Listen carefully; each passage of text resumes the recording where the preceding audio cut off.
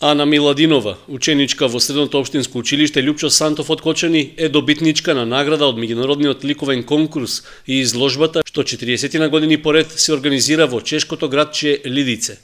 Таа испратила своја ликовна творба, што е избрана како една од најдобрите од повеќе илјадници пријавени творби од ученици од целиот свет. Амбасадорот на Република Чешка, Мирослав Рамеш, дојде лично во Кочани да ја честита на талентираната ученичка и да ја додели наградата.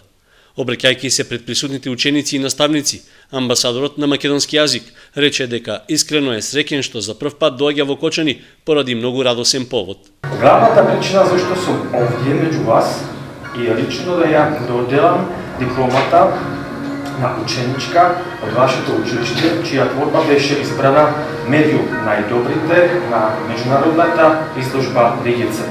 Изложбата Лидице е меѓународна и позната низ целиот свет, а оваа година меѓународно жири од 25.000 детски творби од 68 земји ги избеа најдобрите.